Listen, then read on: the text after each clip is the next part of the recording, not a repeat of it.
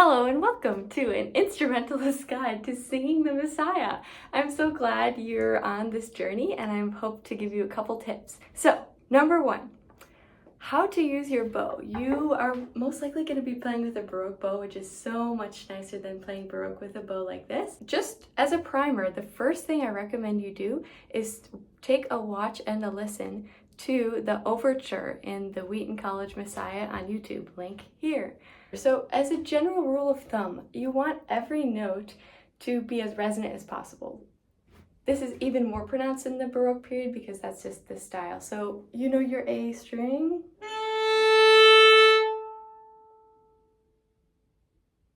It's gonna ring for a while. The goal is to make that sound on every single note. So take, for example, the first note that the second violins play in the overture. If you were to play a B on your G string in a romantic style forte, it might sound like this. Not the sound you want in Baroque, obviously. You already know where this is going. You're gonna need to use more bow speed and much less pressure, way less vibrato if you want to make it sound like that.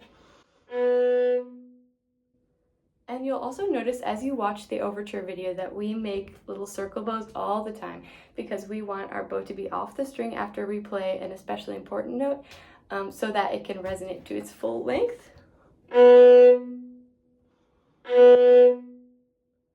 if you consider that your goal, that every high point in the music be as beautiful and resonant as your open string, that's a pretty good place to start. Tip number 2, blossom held notes.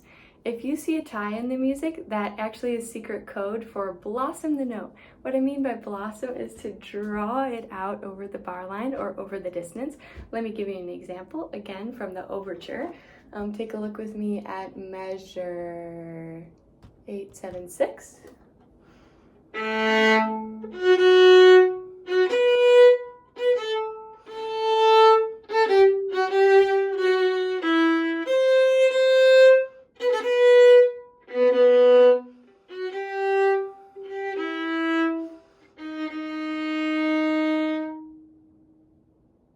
I hope you noticed a few things, maybe not my bad intonation, but I hope you noticed the circle bows that I'm using on pretty much every single held note to emphasize the resonance. Note though that they're not all the same length. They go with the shape of the melodic line. What I'd like to especially draw your attention to and repeat again is measure 7. The last note of measure 7 ties into measure 8, so you know what that's code for. It's code for lean into the string, spend a good deal of bow, and de-emphasize the notes around that. We'll get to that in a second. Listen to just measure 7 into 8 again.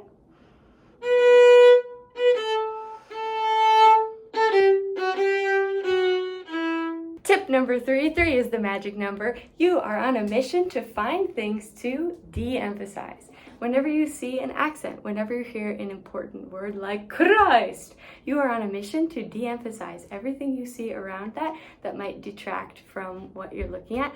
I have a couple numbers in mind, number 4, 7, 8, and 22. Let's take a look at those now.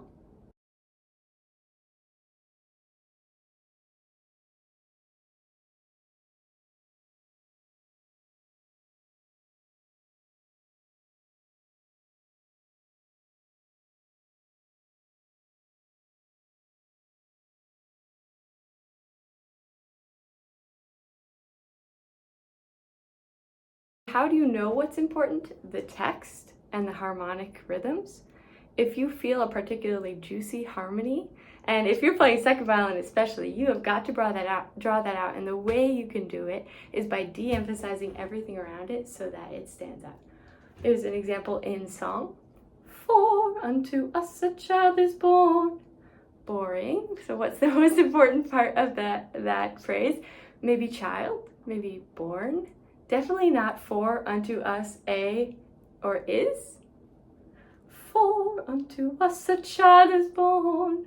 And how would you do that with your bow? That's your mission as an instrumentalist in the Messiah. Tip number 4, if you see DNR in your music, what does that stand for? Do not rush, aka do not resuscitate, because if you rush, you will fall right off the train. In those places where you'll be tempted to rush, It's a great idea to be glued to the celli, who are providing harmonic and rhythmic support. Have an ear open to them all the time. It's even a better strategy than watching the conductor, actually, because that bass line will ground you and keep your soul rooted so that your bow will know exactly what to do.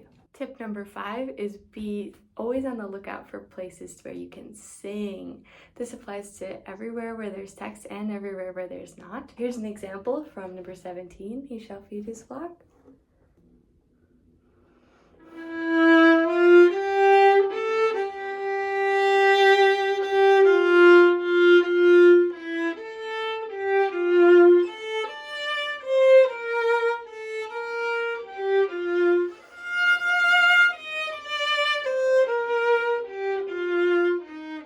Tip number 6, note changes are your friends.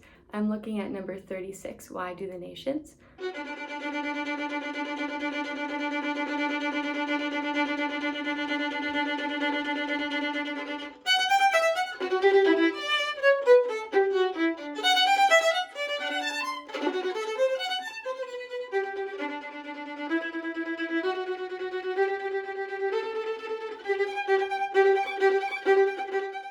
For our last tip, number 7, I have simply a list of practice spots to offer you.